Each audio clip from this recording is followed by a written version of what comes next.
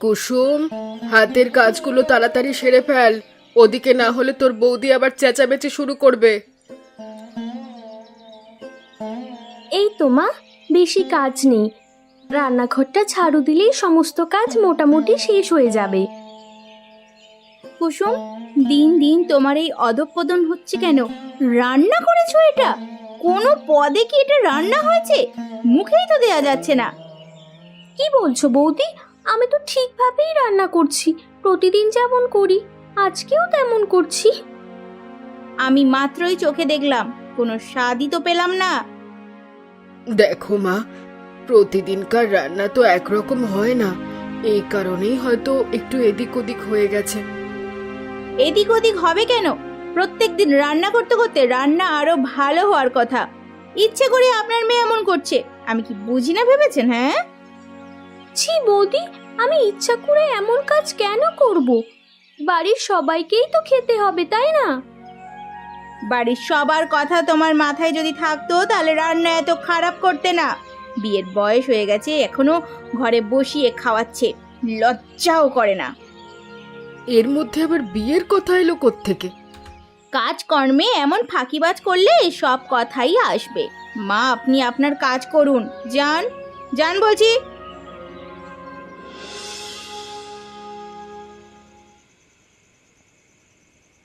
কি রে গোপাল, তুই এই সন্ধেবেলাতে এত কাজ করে এসে পান্তা ভাত খেতে বসে গেলি?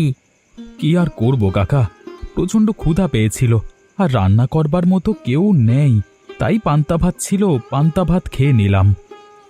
এভাবে আর কতদিন চালাবি তুই? সারাদিন এত কষ্ট করে এই কটা পান্তা ভাত খেয়ে পেট ভরে, তুই কি কিছু বুঝিস না? আমি আর কি বুঝবো কাকা, আমার আর কি বুঝবার থাকতে পারে বলো তো? তোকে এবার একটা বিয়ে করতে হবে। যদি বিয়ে করিস তাহলে তোর সংসারটা ভালো হবে, তোকে আর খাবার নিয়ে চিন্তা করতে হবে না। কি যে বলো না কাকা, এই গ্রামের প্রত্যেকটা মানুষ জানে আমি কত গরিব, কেউ আমার কাছে তার মেয়ের বিয়ে দেবে না। কেন দেবে না? তুই ছেলেটা ভালো পরিশ্রমী, আর বউ হয়ে আসবে যে তাকে তুই কোনোদিন কষ্ট দিবি না। হ্যাঁ, আজকাল টাকা পয়সাই সব, কোনো মেয়ে কেন এই অভাবের ঘরে বউ হয়ে আসবে বলো তো? এসব ভেবে ভেবে মিথ্যে স্বপ্ন দেখে লাভ নেই। এইভাবে আশা ভরসা সব ছেড়ে দিস নে, দেখবি এমন একদিন আসবে তোর ঘর আলো করে এক সুন্দরী বউ আসবে। হ্যাঁ, তোমার কথা সত্যি হলে মন্দ হবে না, আবার সত্যি না হলেও মন্দ হবে না। তুমি বসো, আর কটা ভাত আছে, খাবে? না রে, আমি একটু আগেই খেয়েছি, তুই তাহলে ভাত খা, আমি চললাম।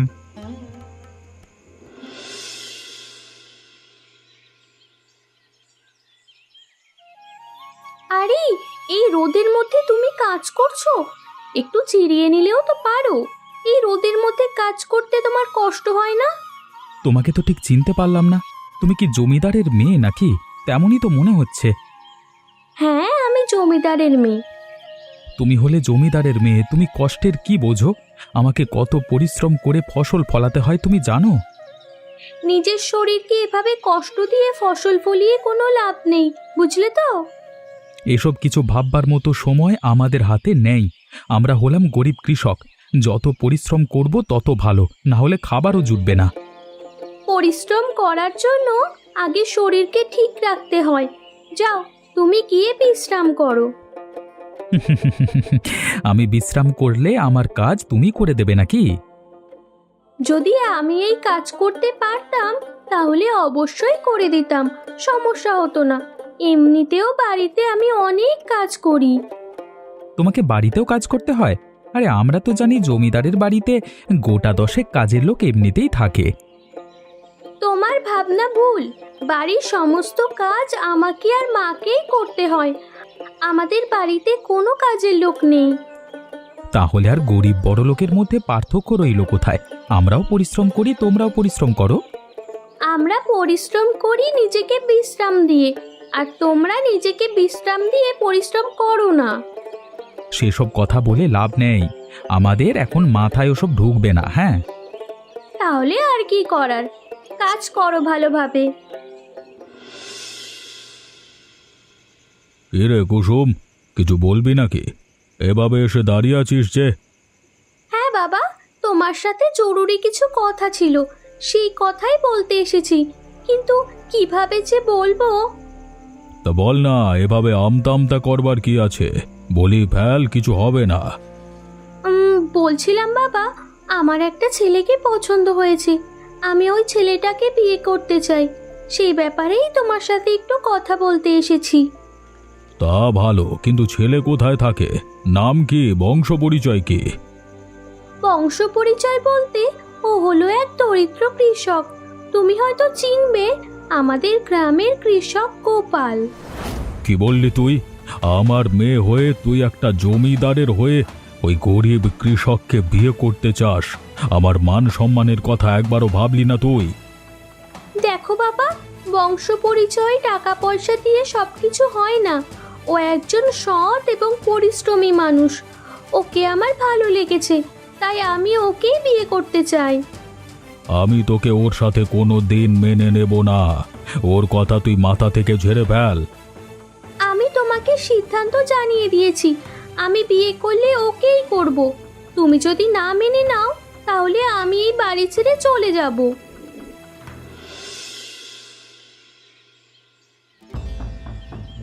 আরে, আপনি এত সকাল সকাল আমার বাড়িতে এসেছেন কেন? কি হয়েছে? আর আপনার হাতে ব্যাগপত্র কেন? আমি তোমার কাছে চলে এসেছি। তোমাকে আমার ভালো লাগে, আর আমি তোমাকেই বিয়ে করব। মানে, পাগল হয়ে গেছেন আপনি? আমি আপনাকে চিনি না, জানি না। আপনি আমাকে চেনেন না, অথচ আপনি এসে বলছেন আমাকে বিয়ে করবেন? চেনা জানার তো প্রয়োজন নেই। আমি জমিদারের মেয়ে আর তুমি দরিদ্র কৃষক, এইটুকুই যথেষ্ট। আমার তোমাকে ভালো লেগেছে, আমি বাড়ি ছেড়ে তাই চলে এসেছি। আরে, আপনি আসলেই পাগল। এভাবে বাড়ি ছেড়ে কেন এসেছেন?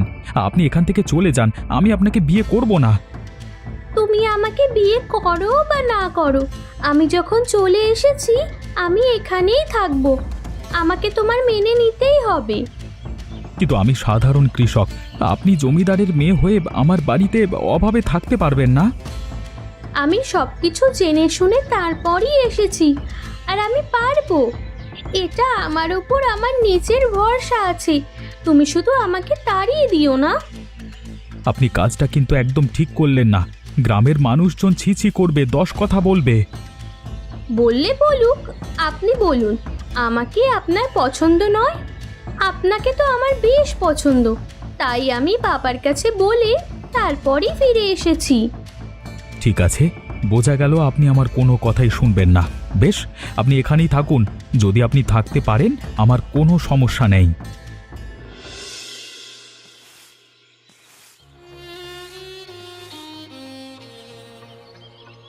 বাবা গো, উফ, জমিদারের মেয়ে হয়েও এই ভাঙা বাড়িতে থাকতে তো লজ্জা লাগে না কুসুম?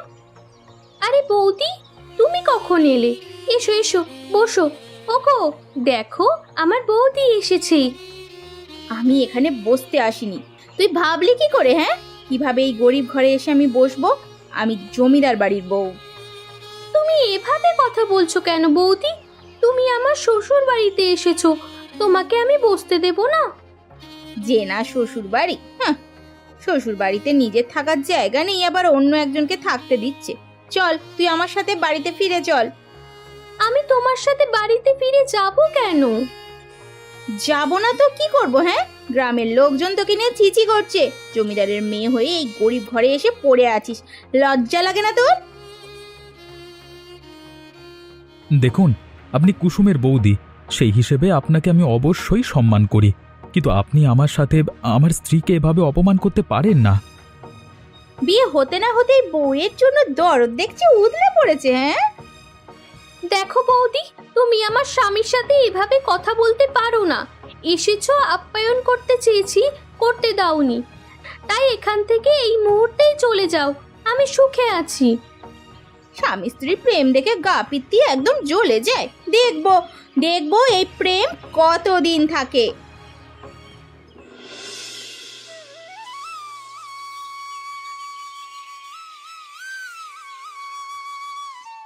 আরে, তুমি কাজ থেকে ফিরে এসেই আবার কাজ করতে লেগে পড়লে। চলো, হাত মুখ ধুয়ে এসো। আমি তোমার জন্য রান্না করেছি, গরম গরম ভাত খাবে তো? বাবা গো বাবা, আগে কাজ থেকে ফিরে বাসি পচা পান্তা ভাত খেতে হতো, আর এখন রোজ রোজ গরম ভাত খেতে পারছি। না, আমারই কপাল। এতই যখন গরম ভাত খাওয়ার শখ, তাহলে গরম ভাত খাওয়ার জন্য হলেও প্রথমে আমাকেই মেনে নেওয়া উচিত ছিল তোমার। আরে বাবা, তখন তো আমি বুঝতে পারিনি তুমি জমিদারের মেয়ে হয়ে আমার এই অভাবের ঘরে থাকবে কিভাবে। থাকবো না কিভাবে? এই যে দেখো, আমাদের ঘর আমি কত সুন্দর করে সাজিয়েছি। ধীরে ধীরে তুমি আর আমি মিলে আমাদের ঘরটাকে আরো সুন্দর করে সাজাবো। ঠিক আছে ঠিক আছে, তুমি আমার সাথে থাকলে সবকিছুই সম্ভব। আমরা দুজনে একসাথে আমাদের সংসারটা সাজাবো। যে যাই বলুক না কেন, আমরা কারোর কথা শুনবো না। তাহলে যাও, হাত মুখ ধুয়ে এসো, আমি তোমার জন্য খাবার বাড়ছি। তুমি আর আমি একসাথে বসে খাবার খাবো। কিন্তু একটা কথা কুসুম, আমার বড্ড ভয় হয়। তোমার বাবা তো আমাদের সম্পর্কটা মেনে নেয়নি, কখন যে কি করে ফেলে কে জানে। সেসব নিয়ে তোমাকে এত ভাবতে হবে না। আমি যখন এসেছি আমি সব ঠিক করব। তুমি শুধু আমার পাশে থেকো। এখন যাও, কথা বাড়িও না।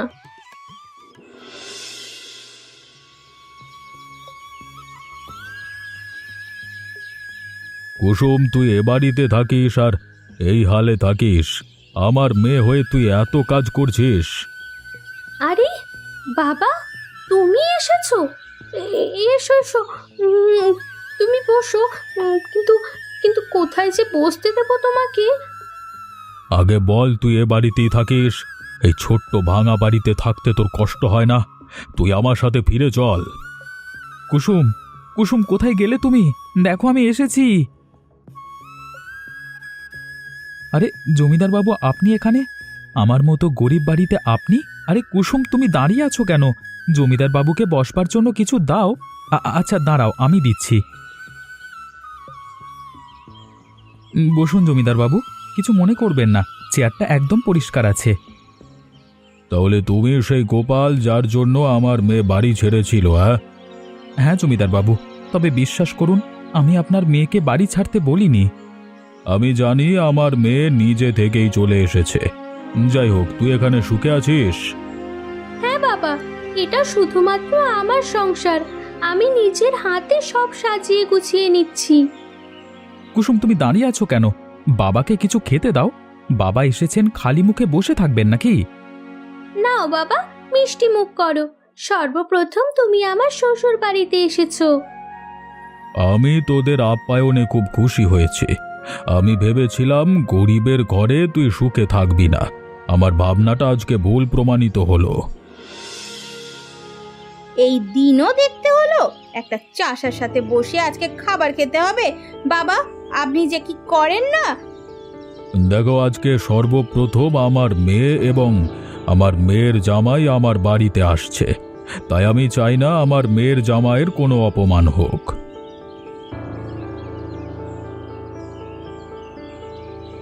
ওই যে আপনার গরিব মেয়ের জামাই চলে এসেছে, হাতে করে আবার একটা কি নিয়ে এসেছে দেখো না। এক হাঁড়ি ভর্তি মিষ্টি, সেটা না আনলেও চলতো। ওসব আমরা বাড়ির কুকুরেরাও খায় না, বুঝেছো? আহা সুনিতা, অনেকক্ষণ ধরে দেখছি তুমি আবোল তাবোল কথা বলে যাচ্ছ। এখন দয়া করে একটু চুপ থাকো তো। আমি কথা বললেই তো তোমাদের ফসকা পড়ে যায়। আমি যে সঠিক কথা বলি সেটা তোমার কেউ দেখতে পাও না নাকি? আরে গোপাল বাবা, তোমরা দাঁড়িয়ে আছো কেন? এসো এসো, বসো।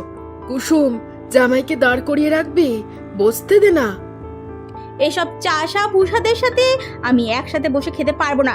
কিছু মনে করবেন না বাবা, আপনাদের রুচিতে এসব যায়, কিন্তু আমার রুচিতে এসব যায় না। এই ছোট লোক চাষিটার জন্য আমাকে কত কথা শুনতে হয়েছে গ্রামবাসীদের কাছ থেকে। আজকে আমি ওই কুসুম আর চাষিটাকে মেরে ফেলবো। ওরে বাবা গো, মা গো, জ্বলে গেলাম। কি কোথায় আছো? আমাকে বাঁচাও। জ্বলে গেলাম, পুড়ে গেলাম গো। ও বাবা গো, ওরে বাবা রে। বৌদি, কি হয়েছে তোমার? তুমি এভাবে চিৎকার করছো কেন? কি হয়েছেটা কি? আরে কে কোথায় আছো? ওমা, একবার রান্নাঘরে এসো তো। আমাকে বাঁচা কুসুমা, আমাকে বাঁচা। জ্বলে গেলাম গো, আমি যে আর সহ্য করতে পারছি না। কেউ ডাক্তারের কাছে নিয়ে চলো। কেউ ডাক্তারের কাছে নিয়ে চলো। আরে তুমি আগে ওঠো, তোমার পা তো দেখছি একদম পুড়ে গেছে। জল ঢালতে হবে, ঠান্ডা জল। আরে ও মা, কোথায় গেলে তুমি? তাড়াতাড়ি এসো। আরে কি হয়েছে, এভাবে চিৎকার করছিস কেন? আরে দেখো বৌদি কি অঘটন ঘটিয়েছে। তুমি তাড়াতাড়ি আমাকে একটু ঠান্ডা জল দাও, বৌদির পায়ে ঢালতে হবে যে। বৌদি, তুমি তুমি ওঠো, এখানে এসে বসো। হায় উপরওয়ালা, এ তুমি কি অঘটন ঘটালে বৌমা? আস্তে কুসুম আস্তে, আমার পা ঝুলে গেছে রে, মনে হয় চামড়াটা পুরোটাই উঠে গেছে। আস্তে আস্তে জল ঢাল। উহ, উহ। চিন্তা করো না বৌদি, ঠান্ডা জল দিয়েছি, এখন ধীরে ধীরে জ্বালাটা কমে আসবে। আমি বরং দাদাকে বলে চিকিৎসার ব্যবস্থা করাচ্ছি, কেমন? এই পোড়াটা একদম জঘন্য হয়ে গেছে, এই পোড়ার চিকিৎসা করতে হবে, না হলে কিন্তু ভালো হবেই না। তো একদিন গেলেই দেখবে চামড়াগুলো খসে যেতে শুরু করবে। তাই মা, আজকের দিন তো চলেই গেল, কালকে শহর থেকে ভালো ডাক্তার আনবো, তারপর বৌদির চিকিৎসা করাবো। গ্রামের এসব হাতুড়ি ডাক্তার দিয়ে চিকিৎসা করাবো না। কুসুম, তুমি আমাকে নিয়ে এত চিন্তা করছো কেন? আমি তো তোমার ক্ষতি করার জন্যই রান্নাঘরের খাবারে বিষ মেশাতে গেছিলাম, আর তুমি কি না আমার সেবা করছো? বৌদি, তুমি তো এই বাড়িতে আসার পর থেকে আমি তোমাকে দিদি হিসেবেই মেনে নিয়েছি। তুমি যেমনই হও না কেন, তুমি তো আমার দিদির মতো। আমি তোমাকে কিভাবে তোমার বিপদে ছেড়ে দিতে পারি বলো? আমার যে এখন আসলে কি বলা উচিত আমি নিজেও জানি না। আমি তোমাকে দিয়ে কত কাজ করিয়েছি, কত অত্যাচার করেছি, অপমান করেছি, তা তো হিসাবের বাইরে। বৌদি, সেসব অতীতের কথা, অতীতের কথা মনে রাখতে নেই। আমি সেসব নিয়ে কিছু ভাবি না, অথবা কোনোদিন ভাবিও নি। তোমার মতো মানুষ হয় না কুসুম। আজকে আমি আমার ভুল বুঝতে পেরেছি, আমি অনুতপ্ত। আমি যে কাজ করেছি তার শাস্তি পাওয়া উচিত। তোমার সাথে যে দুর্ঘটনা ঘটেছে, এরপর তোমার আর শাস্তি পাওয়ার কোনো দরকার নেই বৌদি। আমি শুধু চাই তুমি খুব দ্রুত সুস্থ হয়ে ওঠো। কে রে কুসুম, বৌমার শরীর এখন কেমন? আগের থেকে ভালো আছে তো?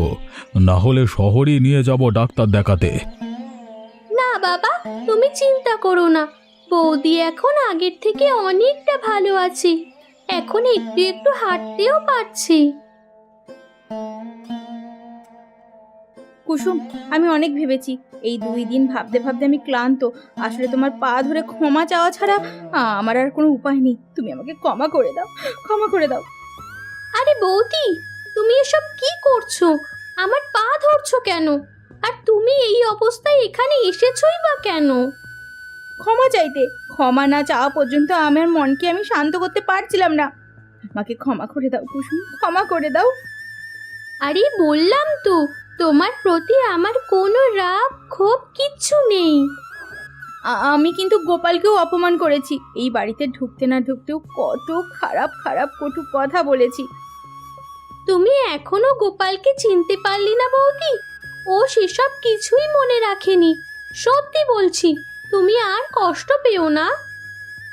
অবশেষে এতদিন পর আমার সংসারটা আবার জোড়া লাগলো। বৌমা, তুমি এসব নিয়ে আর কষ্ট পেও না, শুধু আমাদের সাথে একটু মিলেমিশে থাকো। আমি আপনাকে কথা দিচ্ছি, এই সংসারে আর কোনো ভাঙন লাগবে না। আমি যতদিন আছি এই সংসারটাকে আগলে রাখবো, এটাই তো আমার কর্তব্য।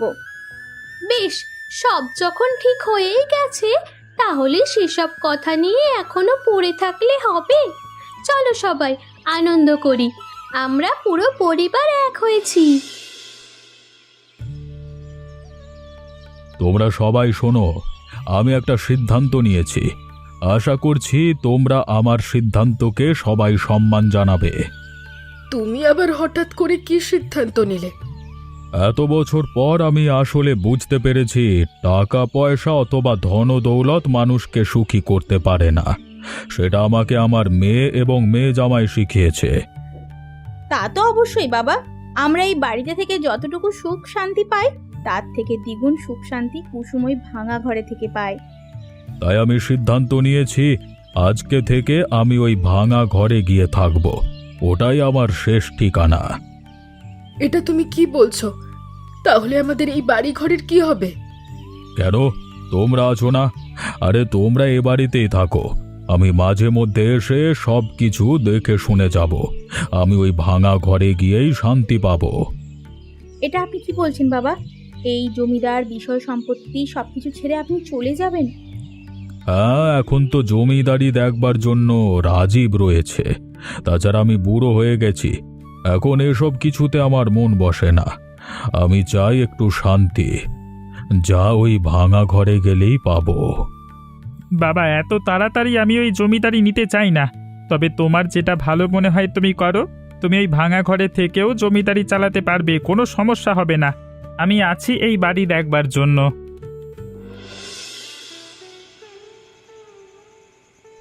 কি রে গোপাল, একদিন তোকে বলেছিলাম না খুব সুন্দরী একটা মেয়ে তোর ঘরের বউ হয়ে আসবে? আমার কথা মিলল তো? মিলল মানে? দেখো কিভাবে মিলে গেল, একদম জমিদার বাড়ির মেয়ে এসে আমার ঘরে উঠে গেছে। হ্যাঁ, ভাগ্যিস সেদিন তোমাকে কাজ করতে দেখে ভালো লেগেছিল, না হলে কি আর জমিদার বাড়ির মেয়ে নাগাল পেতে তুমি? আমার জামাইও কিন্তু কম না। আমরা যতটা পরিশ্রম করি তার থেকে শতগুণ বেশি পরিশ্রম করে আমার জামাই। এমন একটা জামাই পাওয়া ভাগ্যের ব্যাপার।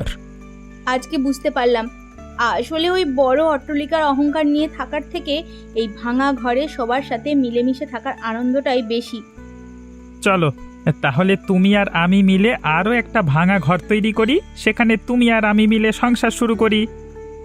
এতে আমার অবশ্য কোনো সমস্যা নেই, কারণ তোমার বাবা এখন এই ভাঙা ঘরেই থাকতে শুরু করেছে। তাহলে আমরা পারবো না কেন? হ্যাঁ, আপনাদের কাউকে কোথাও থাকতে হবে না, সবাই মিলে এখানে থাকুন।